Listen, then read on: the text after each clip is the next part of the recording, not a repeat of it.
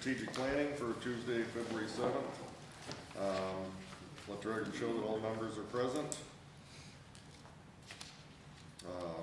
Approval of minutes, previous committee meeting. Motion's made. Second. Second by Alderman Robinson. All in favor? Aye.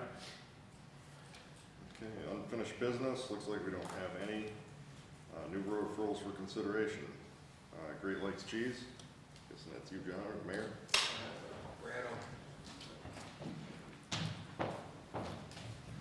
Yeah, so we wanted to bring in the rep from Great Lakes Cheese. So I have a group of gentlemen here. I think they can answer any question that you have. So if you have questions about hauling, the chemistry of it, frequency, anything like that, logistics, fire away. I don't know who's going to speak for your group. Or depends on what the question is. Okay.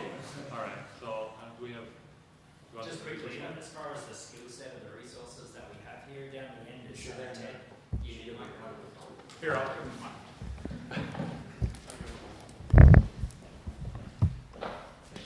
So the folks that we have here, maybe I'll let Ted introduce himself. My name's Ted Bodendistal. I'm an industrial wastewater engineer with the Dennis Group, and the Dennis Group's hired by Great Lakes Cheese to support him on this project. So if we have any questions around the chemistry or the constituency of the water that's going to be discharged potentially into the city system, then Ted is really here to answer those chemical type questions that you may have. Fraser?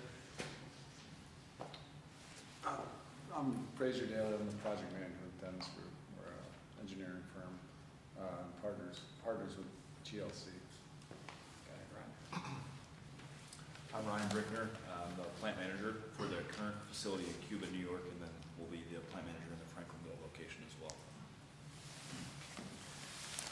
I'm John Jennings. I'm part of the core team for the project, and previously I was the plant manager at Adams, New York facility, which generates this product that we have here. It will be similar, identical to what we're talking about bringing down here in Franklinville and when we start the Franklinville project. And then my name is Matt Wilkinson, so I'm one of the project lead for the project from Great Lakes Cheese's perspective. So if there are any, I'll call them business type questions that we might have, then I can answer or speak to any of those. But with that, really, we should have enough resources here that we could answer any question that may come up. So just to recap on some of the hurdles that we've had, trucking through the city was a major concern. Really, we wanted to address with this new site at Buffalo Street, which I proposed to you last time, kind of talked about it, talking about dumping into the gravity sewer at Buffalo Street. It's a main trunk sewer that'll convey this waste to the treatment plant via gravity. There's no pumping or anything like that. And it'll kind of commingle with the rest of the flow from that area. And get to the plant, and we can hang over there. And go from there. But if you guys have any questions about their process, I think they brought a sample. Take a look at the sample. You can do whatever you want. You know, pass that around. So Don't drink it.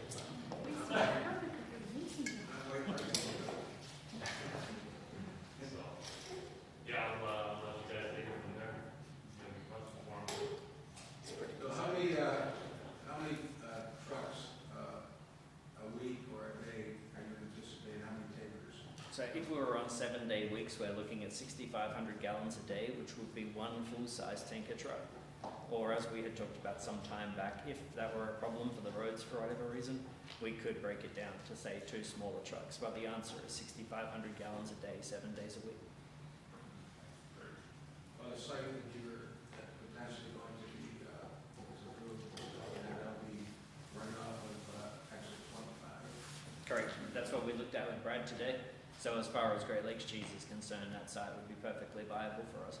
And it would, coming in from 16 to 86 to the exit 25, would completely avoid residential traffic. So looks like the best option from our perspective.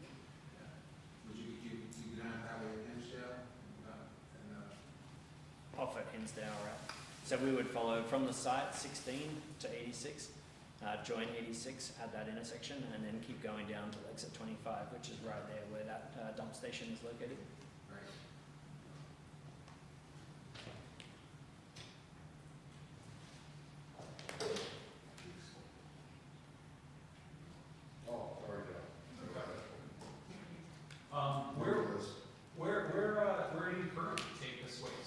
We currently don't generate this waste out of this facility here, but that sample that you've got there came from our Adams facility, and Ted would be able to speak to any question you may have on that. And John here is from the facility in Adams where we do the similar technique. So there we take it to the wastewater treatment plant in Watertown, which is a couple miles from the facility. So exactly the same kind of idea as we're looking at here. And I don't know if you or Brad can speak to the process that Watertown uses for waste disposal and recycling. Is it similar to what we use here, or is it a different process? You comfortable speaking on behalf of that? And we probably wouldn't know how to speak on behalf of Watertown authoritatively on what they're doing. We can look into that. I'm just Yeah. curious. I think it's an activated sludge plant, similar to what we have here. I'll double check, I'll let you know what the differences are. Yep, I would just be curious. Yeah. So what are the first steps in this process, for us to consider this? Maybe Brad, maybe you've got a better idea. What's our first steps we should take? Well, I can get some documentation from them, couple of what we have here, send the application to the DEC, because they're blessing to start trials here, start the trials, see what we can handle, make sure that 1 truck a day is, okay for us. And kind of find where that is, 3 trucks, I'm assuming 1 truck a day is gonna be fine. So we'll go through that trial period, make sure that we have no permitting issues, and then once they're up and running, Is it, I have no idea how much waste this potentially, your facility would produce.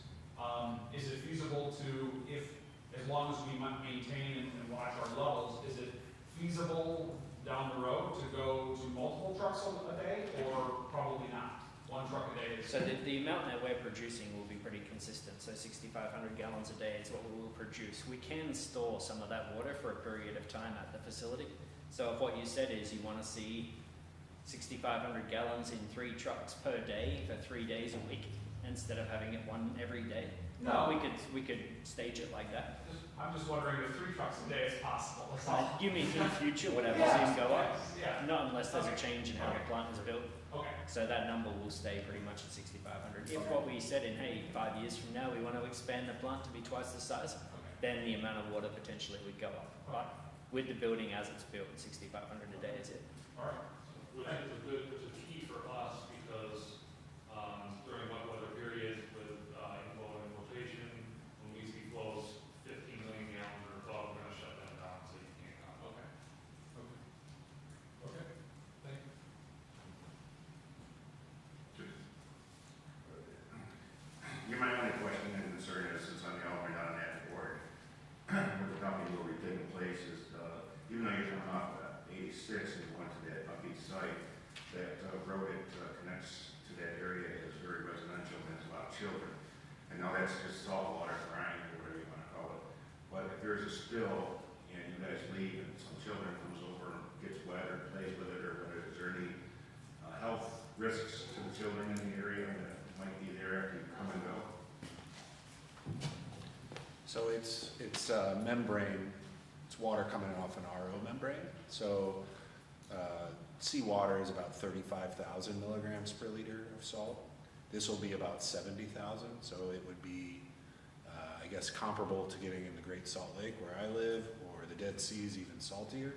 So from my perspective, no. There are other constituents in it, like phosphate is pretty high, that we'd have to look into. I wouldn't expect it to, just for skin exposure, but something, if they're ingesting it, then yeah, there could be potential, I wouldn't say acute issues, but if they were drinking it a lot, yeah, they could have upset stomachs and things like that. Because I'm just thinking, if there's no fenced in area there where this parking lot is, where there's no meat, so maybe that's either you guys expensive to put a fence in so we can keep the children out of there. Because that, in the summertime, in spring and fall, that's a heavily played area. They've got neighborhood rights and right on that blacktop that was put there. And I just just don't want to have any children getting sick because of potentially we're bringing this problem to Olean, so. So if we were using the site, then if you had some requirements that you wanted us to take a look at, like Brad had mentioned, we should install a gate there to prevent vehicular access coming in, or at least control vehicular access. So those types of things, GLC would certainly look at doing what we can to make that area safe for sure. But what it is, we would want to work together on that. You're talking a chain link fence or Yeah, or brick something- wall or whatever it may be, we'd have to look at that. Something 4 feet, chain link fence, just to keep children out of that area, because like I said, I know there's a lot of kids down there, and I don't want their parents calling me up saying that we created a problem and now their child is sick, and so just for safety concerns that I would have in that area, I need to represent. Yep, and we could work with Brad to figure out what it is that we need to do for the area.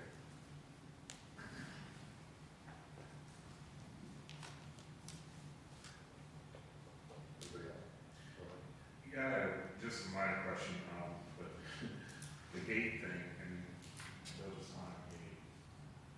So, I think controlling the vehicles that go into the parking lot would be a good thing. That way, if a truck popped up and they want to use it, that someone's not blocking it.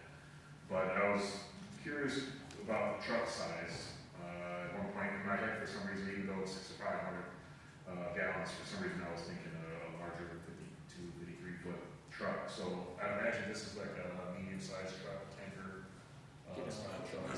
It'll be a regular tanker truck, like a milk truck type. Okay, so no truck. Because my concern was the turn. So once you take that exit and you turn, there's a quick right, quick left, because that big entryway into there, basically the truck would end up going up over the curb. So I didn't know if the curb would have to be wider or whatever.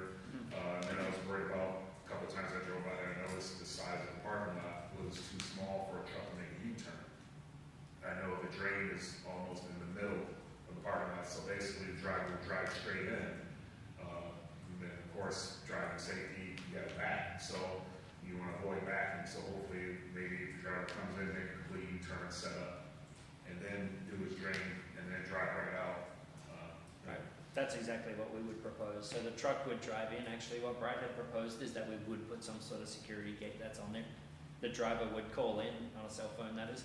They would call into the city, whoever it is that's managing the access to the location that's there. They would schedule a time for the truck to drive in. The city employee opens the gate. Brad told us that facility, that location is checked daily already.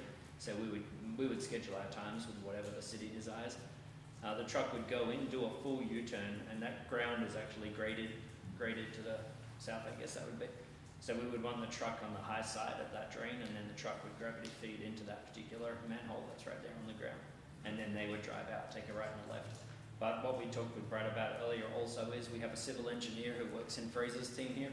That civil engineer would take a look at the turning radius that's needed to safely turn that truck right and left, and we would get back to Brad and make sure that everything's good before we came back again and said this is what we would like to do.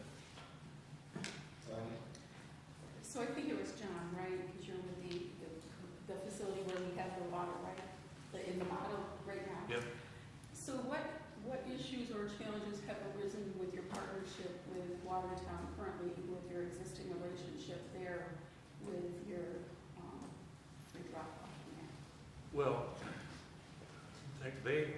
we approached them about taking this product because we couldn't dispose of it through our own, we would normally run it through our own treatment plant there in Franklinville. But because the stream is limited, our discharge stream that we go to is limited for TDS, that doesn't allow us to process it through our treatment plant.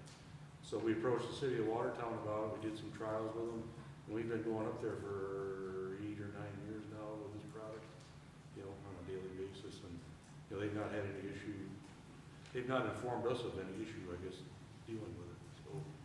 But again, we would normally run this through our own treatment plant, but because we're limited on these discharge streams, the Ishawak Creek is small, so you're limited on how much you can discharge, and the one in Adams, Sandy Creek, is limited because they're trout streams. But the city goes into the Black River up there in Watertown, and that's like the Genesee River or the larger rivers down here, it's a bigger stream, body of water that can receive it.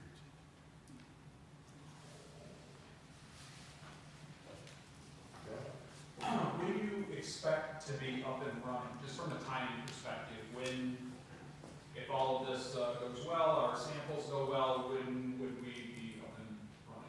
before we would have any trucks coming to town would be late Q3 or Q4 of next year. Okay. 2024. Correct. Anybody else?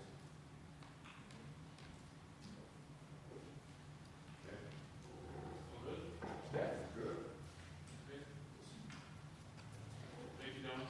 So I guess one quick question. So in order to make the decision, are you only looking for these couple of questions to be answered from Brad, or what process would you like to follow in order for us to know whether or not this will be feasible for all? Yeah.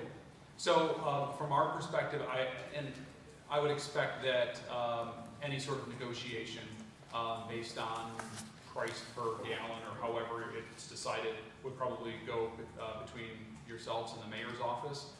From a procedural standpoint, I think that, I'll speak for myself, I'm comfortable with this, but obviously we want to follow the steps with the DEC, get the sign-offs, get the blessings, and then probably I would think, would it, right, the price, the cost would be negotiated with yourself, right, Bill? And then we would come back with a contract proposal to the council and get the blessing. Very good. We appreciate it. Do you have any questions for us, additional? No, I think we could. Okay, The work with Brad has been very, very good work so far. awesome. Awesome. Well, I think we're excited to look forward to this opportunity, and, yeah, thank you so much all for coming. I'll be in touch with you guys. Appreciate the city's support once again. Yeah, absolutely. I'll be in touch with you guys to get that paperwork going. DEC permits.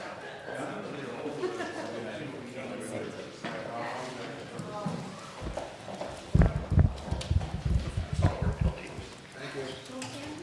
All right.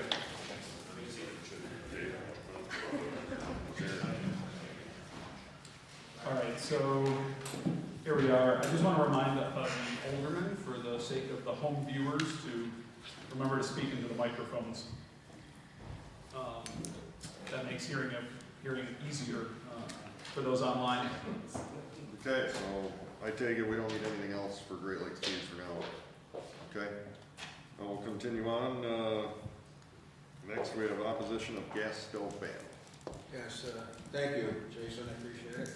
I received a letter from the county, from Howard Van Rensselaer, who is the chairman of the county, and urging not only us, but all towns to oppose Governor Hochul's ban on gas stoves and other fossil fuel heating equipment. I can see a real challenge in our area that if this is banned, one of the things that has come to mind is if everything goes fully electric, the power goes down, we have no heat. Places don't have an alternate heating source or a cooking source. So I think they need a lot more study, a lot more work on this.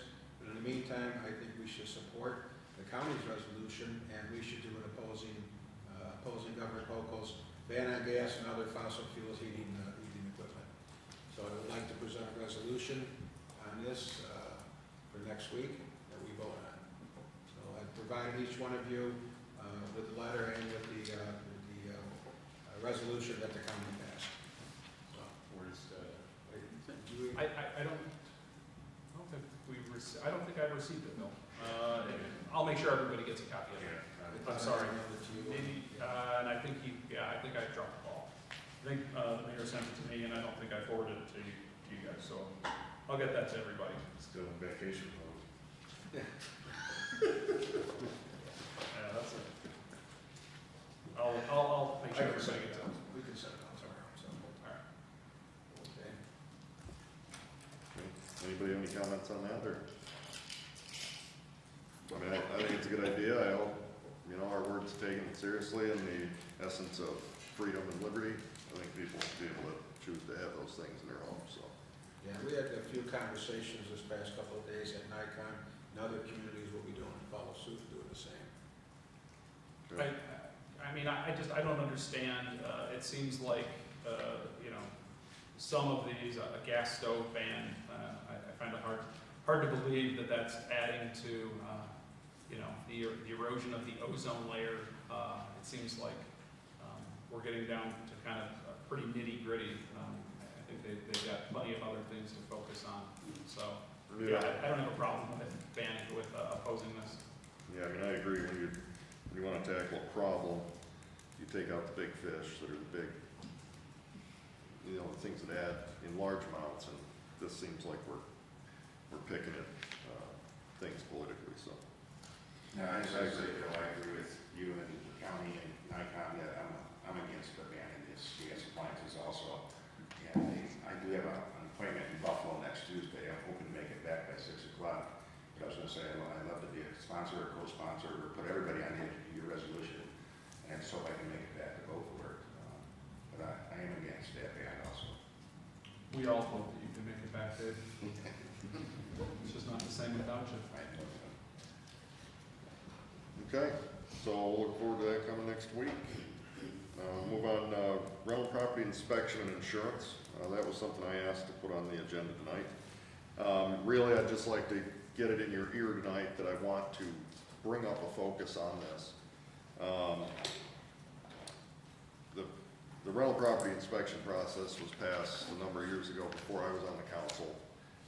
It's made some efforts into cleaning up the way some of the slumlord properties are dealt with and look like, and the quality of that life in our city.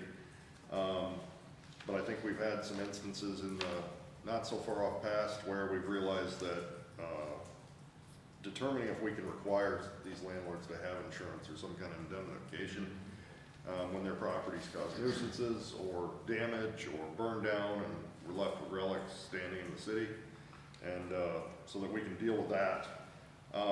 Former Alderman Kevin Doherty did some work on this that never was presented. He would like to get involved. He also works with a lot of the landlords in the city. I believe he's still a landlord himself. And so there is a group starting to get together, would like to come to the next committee meeting and make a presentation for us with some ideas on what they think the direction that we should go. So I'm going to invite them at our next committee meeting that I believe is going to be March 7th or something. Oh, yeah, that's right, 'cause we're going to Rochester. Yeah, so I think it would be the first Tuesday in March. That's right. So that's what I'm looking to do. I have not sat down with them yet, but I am going to be a part of whatever they put together. But I'd like you guys thinking about it too, to have some input to this. Many of the problems that, I don't have a lot of problems to deal with in the Ward 2, but many of them come from these types of properties. And I'd like to see what kind of ideas we can come up with to keep the responsibility on the owners and the tenants to do better. John? I agree totally, Jason. I recall being on the council when we passed the rental inspection ordinance. It was a lengthy process, but I think that really only took us halfway.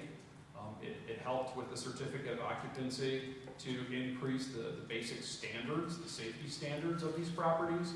And although I don't get as many complaints, there are still complaints nonetheless. And I know that we've still left, in my opinion, a gap where we're not mandating insurance on these properties. And so as we had a major one burned down on the corner of Buffalo and Sullivan Street not too long ago, and the owner walked away from it, leaving the city to demolish a $30,000 to $40,000 burnt down structure, leaving it for the taxpayers to deal with. If this is the direction we're going, which I think it is, it's certainly it needs work done, and it needs to be passed, because in a situation like that, if you're in the business of letting people stay in your house or your home and you're renting it, there should be insurance on that property. And so I agree. I like where you're going with this, Jason. Diane? So I'm actually really interested, because this has come up a number of times for me, and part of the challenge seems to be that requiring the landlords, the owners of the property, to inform the city when there's a change, because that's what you're also looking at, when there's a change in tenant. And so we are going to have a fair amount of landlords who do that, but I think our challenge has been those that are not so forthcoming, and people cycle in and out, and really what are at times, because I see some of them, some not just substandard, but unsafe housing. So I would definitely be interested in any work you do in helping out too, because I think that there's a fair amount of rentals in Ward 4, and I think that is an issue. Yeah, and I'm looking for the next committee meeting to be a bit of a work session on this, for us to kind of nail down the big hitters that we believe we can achieve. Have you, excuse me, Jason, have you talked to Ryan or Dave Bauer about this? Do they have any suggestions? I have not gotten anything from them. I have asked them for that kind of information as we've dealt with problems. But I will definitely follow up with them as I get into this. Okay, good. I just was going to say one other thing, and that is that anytime I've asked them, they've been extremely helpful in providing information and following up. And not only that, but the zombie houses that we have, right? The ones that are owned by banks and stuff that are just kind of sitting there decaying, the absent landlords. So definitely I appreciate your focus on this. You know, but I think, Simon, you bring up a really valuable point in that and we knew going into it that the responsible landlords comply with the certificate of occupancy inspections, no problem. But it would be interesting to hear from Ryan and the codes, how do we police the ones that don't? I've received complaints. We've all talked to people who moved into a rental property and said, did this place, man, they moved out yesterday and you're in there today. Was there a certificate of occupancy? And they're like, what? So, how are we policing? What are some of the best practices we've learned? And how can we improve upon that? Yeah, I think that's an issue because, they don't know. And sometimes when they find out, they've been in there for a while. Yeah. So I've been trying to think of what our penalty is, but maybe we gotta look at a steeper penalty for landlords that do that. And, we can put some more teeth into it, to make it, that they do it, they get caught, they get fined. So I think, maybe when we get into this, I think codes may have some ideas on that too. Okay. And trying to strengthen that aspect of the law. The compliance. Yeah. Well, just to add my 2 cents, I can't wait for the conversation. And it's a big one for me. I know I have a ton of notes at home on this very topic, so I don't have anything I want to add tonight, but Okay. I can't wait. Yep. Sounds good. Anybody else? Otherwise, we'll just table it till the 7th or the first Tuesday in March, and I will have somebody here and prepared, and we'll get something going. Okay, does anybody else have anything for strategic planning? Committee reports, I don't believe we have any. So I'll make a motion to adjourn. Second. Second by Alderman Robinson. All in favor? Aye. Okay, we're adjourned. Since we have another visitor, why don't we jump to youth and rec? Okay. So I'd like to call to order the Youth and Recreation Committee on Tuesday, February 7th at 6:30 p.m. Let the record show that all members are present. So call for a motion to approve the minutes of the previous committee meeting. Second. Thank you. By Alderman Panis. All those in favor? Aye. Any opposed? Okay, any unfinished business? No. And so on to new referrals for consideration. First, we have the mural on the Recreation Center wall. Oops, someone from the Tri-County Arts Council to speak to that? Yes. Okay. Just let me preface it. Yeah, go right ahead. Okay. We've been talking for a long time about doing murals on the different buildings around the area. So you all see mostly every day a beautiful mural that was put on JCC campus. And so the talk is talking about trying to focus now on the recreation center. So this is something that was brought up many months ago. It was looked at.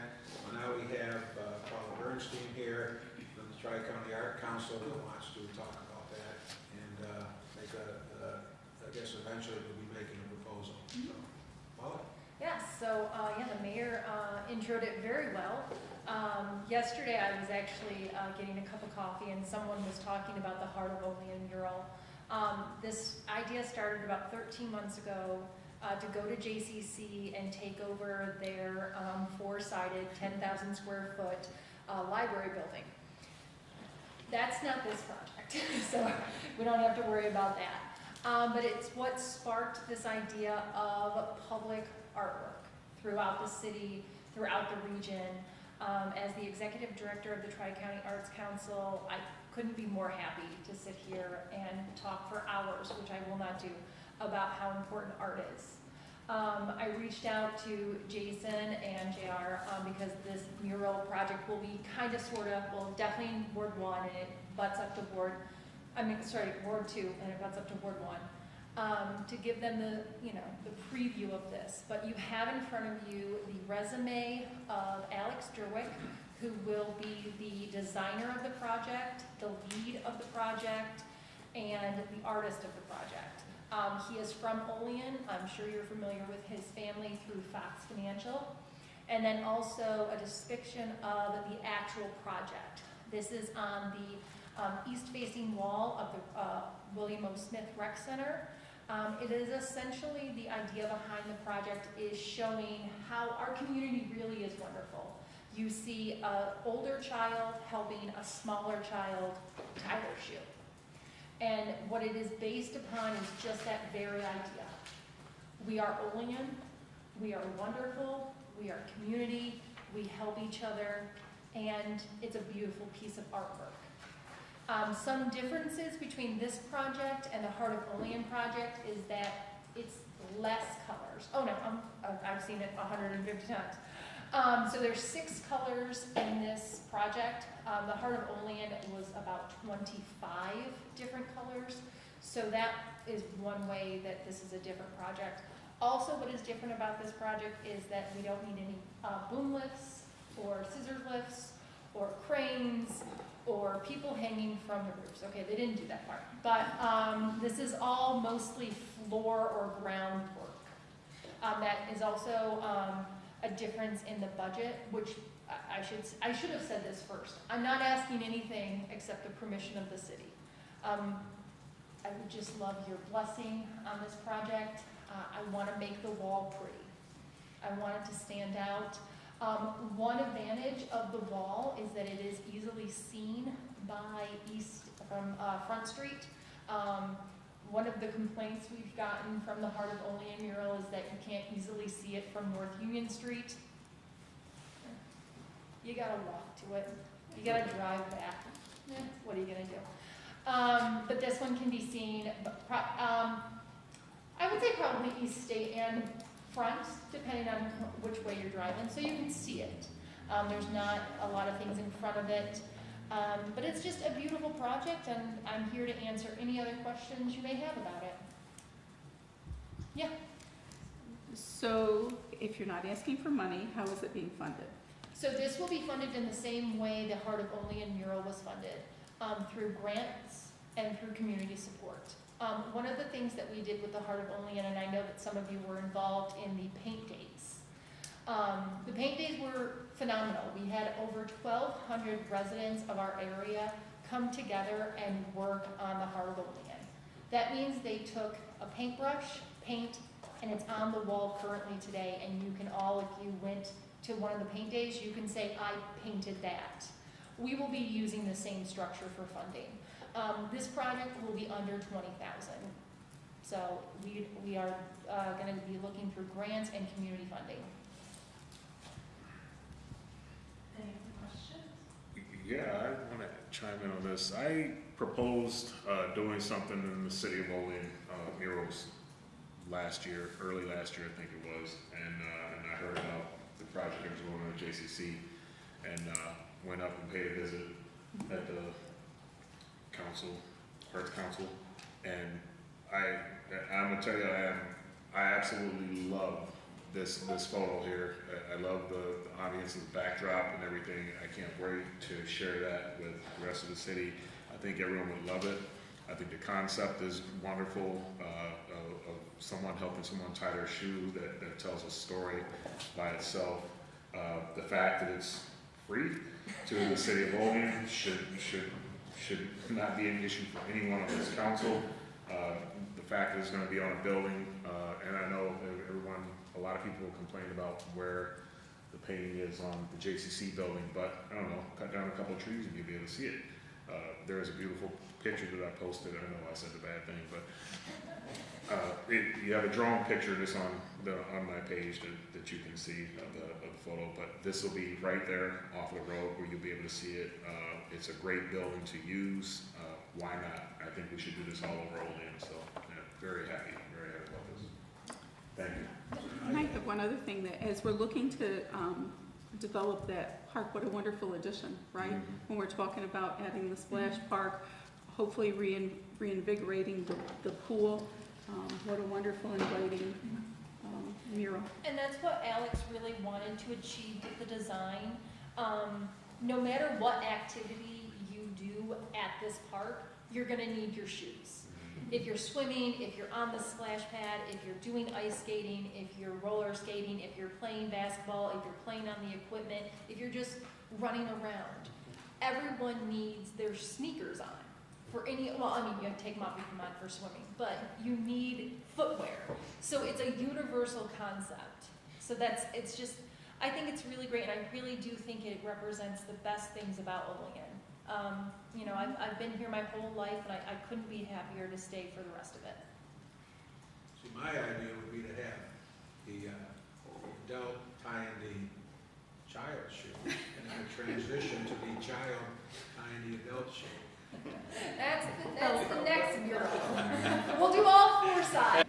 That's the next mural. We'll do all four sides. That's for the senior center. The senior center, that's 2024.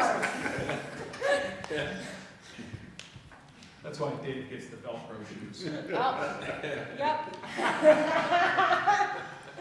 I do want to add that I think the site coming into Olean, and I will say when you're coming off of 86 at the Olean exit 26, it's such a great view coming in, and you can just see it on top of the building. So I don't think it's very blocked. I think you can see it a lot. Yeah, I think it's a perfect building where it's set right there by the opening between the mall and JCC. And hey, if you have to get out of your car or go to the back parking lot, it's really wonderful. And if you haven't been there yet, I would suggest on a nice day, go and take the tour. You can use the QR code, and it will give you the tour of all the different things that are hidden in the mural. So it's super fun. Will this mural have the QR code also? Not really, because there isn't a story behind. There's not any other images. Like one of the things that Meg, if you're unfamiliar with Meg Stallion, she was the one who did the Heart of Olean mural.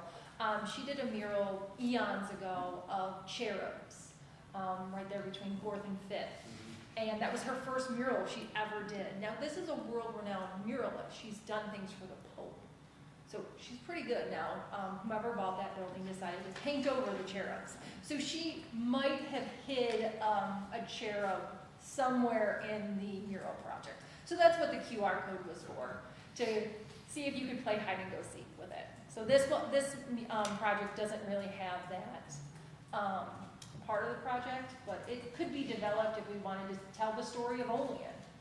But I think the idea of having community support and the involvement just gives everybody a a little piece of pride and ownership to it, and I think that goes a long way, you know, having the pride in Olean as well, to say that you painted that or you're a part of that, and that tells its own story as well, I think. One of that's the important. best parts of the community days was when we reached out to the YMCA as well as the local schools, and we had 3 days with the YMCA, not only at their facility, but also at their Y Care at Eastview and Washington West. And I live in Ward 6, right near Washington West, so it was a great day to stop by and just see all of the kids have fun. I went to the Eastview one, it was great. And the thing is, you don't need to be good at art. You could be horrible at art. You could know how to hold a paintbrush if you needed to. It is a paint by numbers design. And it's even better this one because it's only 6 different colors.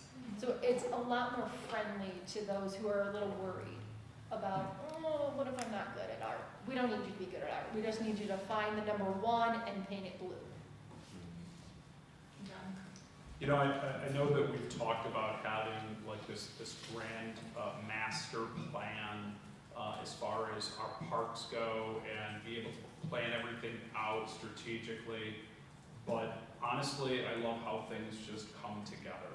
As we have, as long as I've been on the council, working with the mayor and council members come and go, but one of our key focus is improving our parks, because that is one of the critical reasons why people move and live in a city. They live in a community because they have places they can take their children and go walk and go play and spend time. And this is just another piece of the puzzle that comes together with this vision that I think we all share for Olean and for Olean's future. And it shows the, you know, it shows the youth, right? It shows hope that generations are going to be here for years to come. And so I love it. I think it's amazing. And so when are you going to start? So, if given permission from the city, we have a start date of August/September. One huge difference between the Heart of Olean mural and this project, it will only take 3 weeks, depending on weather and such. And very much like the Heart of Olean mural, the mural itself should last for about 25 to 30 years, just like your roof would last that long. There's a top coat, and depending on, you know, the cycle of weather, it really shouldn't need any sort of maintenance. It will last for as long as any of us are around, basically, with really no maintenance onto the city. And actually, it's on the east wall. East facing, yeah. Yeah, so it should receive Yeah. less weather, the Yeah. wind element. Do a resolution for next, Yeah. council authorizes. Yeah. All right. Do you need me for next week's meeting? No, Unless you'd like to come, I'd be fine with you. All right, fantastic. Okay, great. Thank you very much. Thank you, guys. Thank you. All right, and I think you should be nice to Dave. I think his shoes are just fine. I know, I get picked on all the time. You should be nicer. Thanks, Paula. Thank you, guys. you give it out, you got to be able to take it, right, Dave? Okay, the next item for new referrals is the dead tree at Oak Hill Park. Okay, I'm gonna preface it, and Robert's gonna take over, but we've had a couple of trees come down, and at the current time, the dog park has been temporarily closed because of a safety issue. So in our tree fund, if we take trees down, we are completely out of money. So I'm gonna let Robert take it from here and tell you what our needs are. Okay. Good evening. As the mayor said, we're out of money for the trees here. We have a situation, we'll start with Oak Hill Park. There were 2 trees in there that have to come down. They're the red oak and the large dog park that's split down the middle. That's an imminent threat, and on the small one is an ash tree that is basically crumbling. So we shut down the park in the interest of safety, and we've got to get in there and get them out. I'll give you some of the numbers here. I'll tell you really up front what's driving this is one of the main reasons we're out of money are these ash trees. You know, we we all know about the emerald ash borer, and that's just kind of wiping us out. We're taking down trees left and right that are a threat because of it. And I don't foresee that changing in the near future, and I also don't know if that was really, a few years ago, we would have ever thought that. So that's really one of the main reasons we're in this situation. We have, we fund it through several mechanisms here. We have a capital fund, 185, that we started the year with 46,000 in there, and I'm rounding these up. We spent 61,000 already, and we got about 10 back from reimbursements. So we've got to round it up about 5,000 in the hole on that one right now. The way that works is, when a tree is identified as unsafe, we send a letter out, we give them the option to remove it within, I think they had 30 days. If they don't, then the city will come in and do it. And that's been the city's, I think you all were involved in setting that up. What happens though, more often than not, they say, we're not gonna do anything with it, you do it and bill us. So then it ends up on the taxes, we hope they pay it, if they don't, it gets turned over to the county and then we'll get it back. But if that were to happen right now, it would be a year before we'd see that money. So it takes quite a long time. So this 10 grand we got back this last year, I don't know when this was really incurred, but it goes back to back.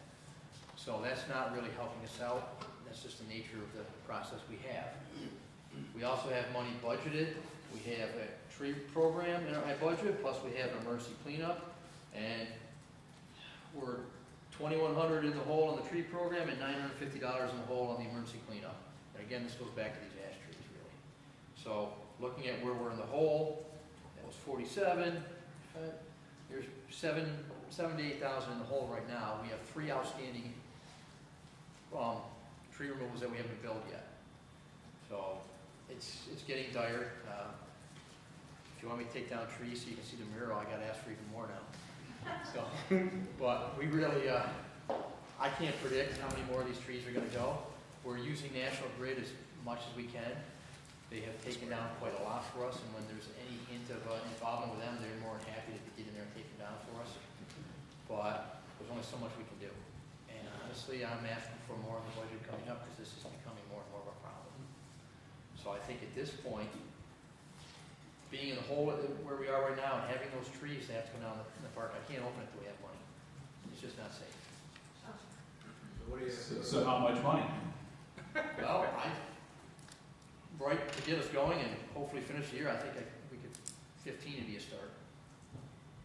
Again, I don't know what those outstanding ones are. Really, if you look right here, we got, that's 22, plus we have the 47. That's 7,000 right there. To take those 2 trees on the other, 15 is going to get me to break even. Let me put it to you that way. And then we'll get caught up, and then we'll have 3 months to go. And so, if you want to not have me back again later, Yeah. 20 to 25, to be perfectly honest with you. And are there, I mean, this isn't, this ash problem is widespread, right? I mean, it's not just our community. Oh, no. Are there grants available? And I know that's not gonna fix the current problem, I realize that, but the long-term problem, is there anything available for replacing, taking down these ash trees? Well, not to, we look everywhere. Yeah. So, I would, at this point, I would suggest that you authorize the 15, let us get the emergency taken care of. Yeah. Now we have a better handle on, I'd rather come back to you and say we need another 10 or 15 to get this caught up, to get the problem resolved. So, That works for me, as long as I get out of the hole there. yeah. And also, and obviously it would not happen right now, but speaking with people who live around Oak Hill Park, do we have a policy as we remove those trees, are we going to replace them with something else, with something young, healthy, vibrant? We could plant some trees maybe in the spring or something. Yeah, that's what, we have Sue Cooper has come back and helping us out.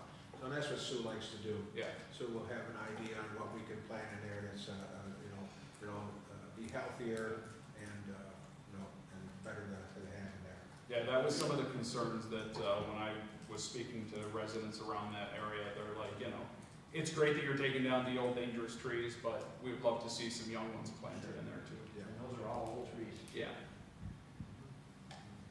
Thank you. So, So thank you, because that is one of the things everybody says, is when are we going to get rid of the old ones and are we gonna replace them? sure. The other thing I guess I would ask with Sue coming back on, and that is, you know, could we get a report on all the ash trees in Olean and kind of like the status, because it seems like it's an ongoing thing that kind of crops up, and so we're gonna have to address it, and the question is if we could address it in kind of a phase maybe system of knowing like, okay, here's the worst ones, then maybe we can be more on point in terms of budget and Sure. stuff. We have a tree inventory for the city, Mhm. so she would just have to go through and evaluate those existing ash trees in there for their house. But you know, when it was created was obviously before this hit, so we do know what's out there. We'd have to have her go out and do an evaluation. That can be done. So I would ask for your blessing tonight for us to move forward with getting those trees out of there, and the formal resolution will be the next meeting. I have a quick question.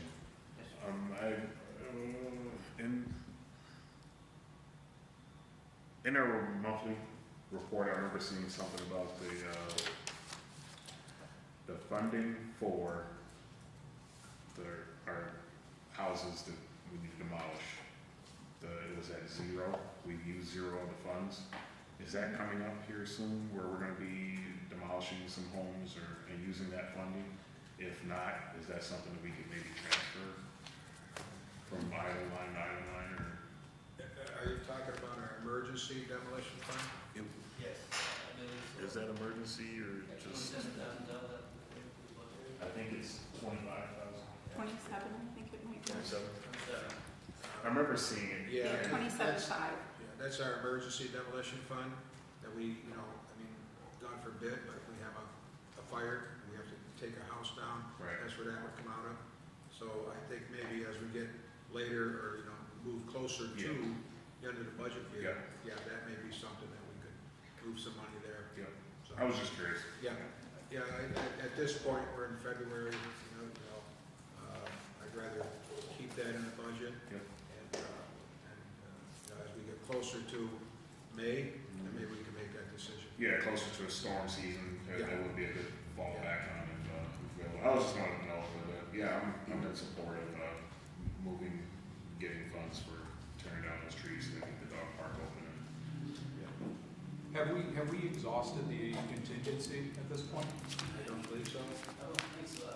As far as I can tell, I believe we took out like $5 grand about every, anything. Wasn't it 15? I thought it was 15, I thought it was 15 from each fund, Yeah. Yes. across the three funds. I think we still have money in We have contingency. 75,000 right now in contingency. Yeah, I would just recommend we pull it from there, the contingency fund, 50,000 for next week. And then if you're looking for a verbal authorization, I'm fine with that, Mayor, so we can get moving on that, unless there's any other opposition. Everybody okay with that? Yes. Yes. Thank you. Okay, so are there any committee reports? No.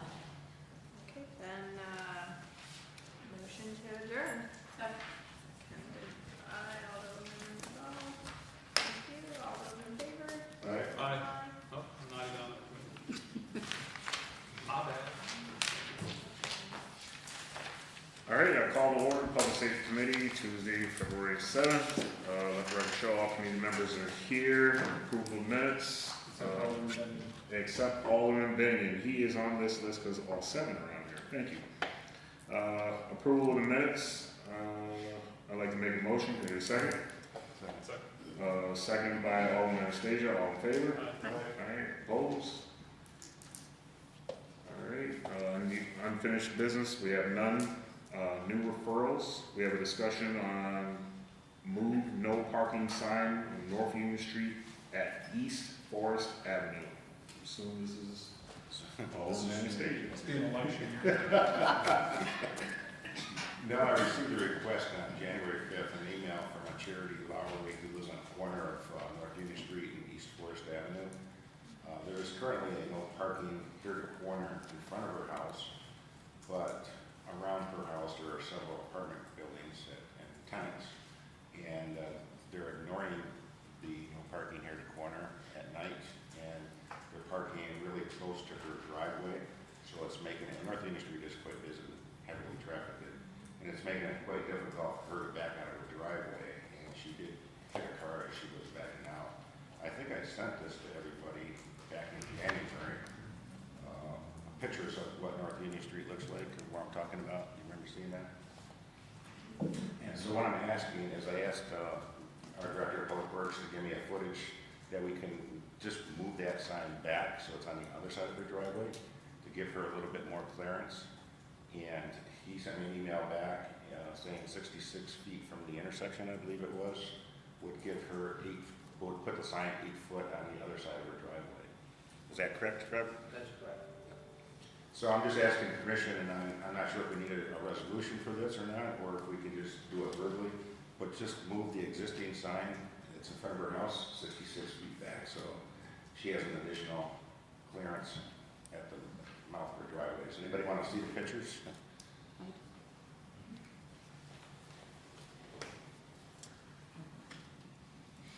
I'm curious, has Olean police been called down when their driveway is blocked, or? I think she said that she has called the police and they issued one ticket, and I did talk to Ron about this, and he had no problem with moving the sign back. I think we're gonna get, have you canvassed the neighborhood, see if anybody else had any objection? No, because it's only taken up one parking spot, so I think it's, with the school right there, and if there are cars parked there, it is close to the intersection. Is this on East Forest or on North Union? This is on North Union. Diagonal from North Hill, right? It's diagonal from North Hill. That is a tight space in terms of when things are happening at the clubs and stuff. I mean, space is a premium on that road there. Not that I'm opposed to it, but I know that it's a unique challenge to find parking when anything is going on with the clubs in St. John's and stuff. And this is like 2 blocks away from the club, so I don't think any of the club traffic will park this far back. You got the church, got events there, there's limited parking. I think you may get some pushback. So I just think I agree with her when I went down there and looked at it, and I've been monitoring it before I brought it to this committee since January 5th. Joanna Station. Must have Is seen that it. your calling? Did you get it? But I'm not just asking if we could just move it 66 feet. It's not gonna cost anything other than probably a half an hour of the city crew to go down there and take one sign up and move it down. I used to do this in the DOT, I should do it myself, you know? Now you get agreements. I don't know if this needs, Tiffany, do you have any thoughts? It's a code change, Right? so it Yeah. would not only need a resolution, it would need publication. So we're looking 3 weeks from today, as soon as we can vote on it. Well, that'll give the people in the area the opportunity to comment if they wish to. Yeah. How many spots have we lost? Looks like one. Just one? Yeah. Okay. Let's see what the cars Looks like she just doesn't want somebody parking in front of her house. Well, I don't want anybody parking in front of my house either, but Yeah. Yeah, that would eliminate one spot. Maybe we should forward that there. I don't think we ever got that.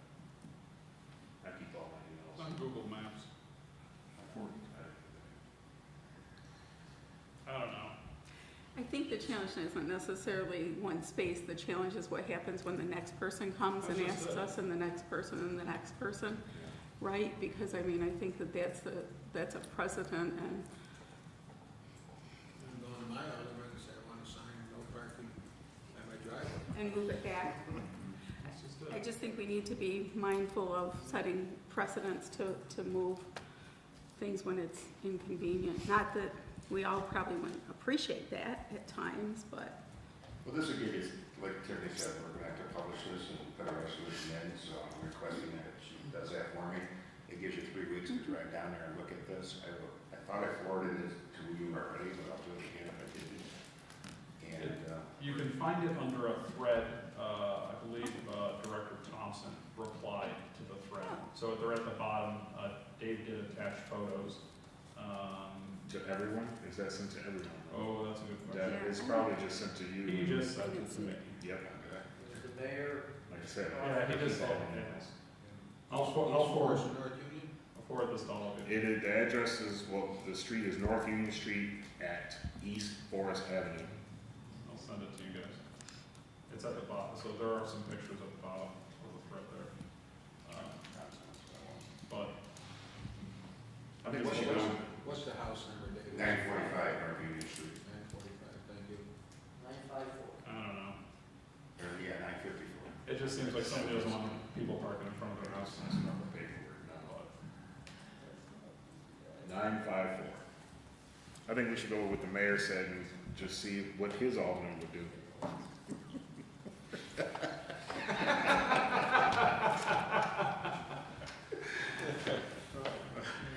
We already know. All right. So we're going to go ahead. How long, well, it doesn't matter. How long has this person lived there? Since October. She just, How long has this person lived there? October. Oh, I'm sorry, I didn't hear you. Since October. I thought you said since I told her. Since October. What, did you hear what Since October, oh, so it is a new resident there? Yes, sir. I see, the other person that lived there. Homeowner? Right. It's a homeowner. Homeowner? Yes. Yes. I see. Okay. It looks like a lot of streets, like a lot of parking, like a lot of driveways, like a lot of what everybody else in the city has to put up with. So, I don't know. We'll have to vote on it. Just saying. And if you want me to, I can just. No, Sure. hey, you're the representative, and by all means, put it in, and like you said, let people comment, totally, you absolutely. All right, so we're moving forward. As far as these landlords and tenants goes, I don't feel sorry for them by not having parking, because to me, if you're running an apartment, you should provide off-street parking. So we're not responsible for what the tenants. Right, but if somebody can't get out of their driveway, that's an you said it right there. She called the police department, the police came down and ticketed the vehicle. If that's the problem, that's how you solve it. So, my opinion. All right, so we're moving on. That's going to move forward. Yes, get there for the resolution for me. Thank you. All right. So I had a couple of things I wanted to add to the committee while we're in this. One, I'd imagine, Mayor, you noticed on the way back home from Nikon, I-86. I know there's nothing we can do about the highway, but right there at exit 26, from the ride just coming up to the exit, just before you get to exit 25, has been horrendous on the passenger side. Just multiple feet of potholes on the passenger side, and I thought I was like, it's always the one side that everyone uses the most, That's in the westbound lane, right? Yes, westbound lane, the slow lane, this lane to the right, exit lane. And there's a large path of them just before the exit, and then multiple sections, 2 or 3 groups of them, where the highway's just tore up, and it's real bad I know for cars, it's real bad. Well, you're not driving in the slow lane. No. This is for others.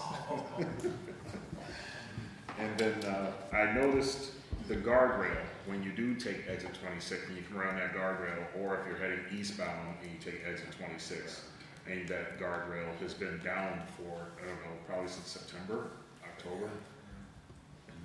And I know someone's probably called on it by now. Yeah, I don't know what the holdup is Yeah. there, but we can call, I'll call the DOT representative tomorrow. The other issue that we had today, the bridge there over Olean Creek, that dip is getting. Oh, yes. That's Yes. going to be a mess there again. Yeah. No, the other thing that concerns me is that we're one of the few exit points that don't have the gates. You know, the emergency gates. Yep. And, I don't know what the hangup is there, so I wanna ask them about that too. When are we gonna be getting them? Right. Because, you know, if, you know, you get something going on in 86, they gotta shut it down. I know they're gonna be calling our police department, and we're gonna be tying up people there to shut that down. Yeah. You know, they have them in Salamanca, they have them, I believe they have them in Cuba. I'm not sure there, but, I had to take but, that. I wanna get a timeline on that too. When are we gonna be getting them, you know, there, so. Yeah, appreciate it. Yeah, why don't you guys ever write it up too? I've been getting several complaints about what the mayor just mentioned about the bridge, that ring that approaches the bridge. And Owen Bob Ring was here, I talked to him about it, he did contact the state, they came down and did a band-aid approach to it. But maybe we could bring that up to him, or have Robert bring it up to him, because now they're planning for their spring activities to get that on their list. I've had a conversation last summer with, I can't think of the guy's name, but that is going to, that's a problem with the joint, and they're gonna need to do some major repairs there. So they cosmetic that then, but we need to have them cosmetic again. That dip is, you don't know it's there, well, you're gonna bottom out. Oh, yeah, that's the walk on the Olean, Yeah. up there. Yeah. It's a pump You know, off that's- the motorcycle. Yeah, you know, they got the sign, but it's way over here, it says bump. So the sign should be closer there, maybe in the center of the median there. Maybe we just slow the speed down, put a speed bump sign, boom. You know? You know, Mayor, thinking in reverse, instead of them fixing the joint to where it lines up with the road, is there a way of shaving the road down so that it's a smoother transition onto the? I'm sure their engineers are looking at everything they can there. But he said it would take some, it's not, I'm not gonna say, he said it was a faulty joint, but he said it needed to be designed differently. So I don't know what they would have in mind, but their engineers will take a look at it. I'll remind them that's getting worse there. I'll talk to them about 86 and the westbound lane, starting before exit 26 and going to that. And I'm also gonna ask them about the gates. Yeah. We could do a roundabout at Front Street, at the intersection there, and it would slow everybody down before you hit that joint. Not really. Dave will sponsor it. Yeah. It's an election year. More roundabouts. All right, any other questions or concerns for the public safety committee? If not, I'd like to make a motion for a second. Oh, I'll second. Second by Alderman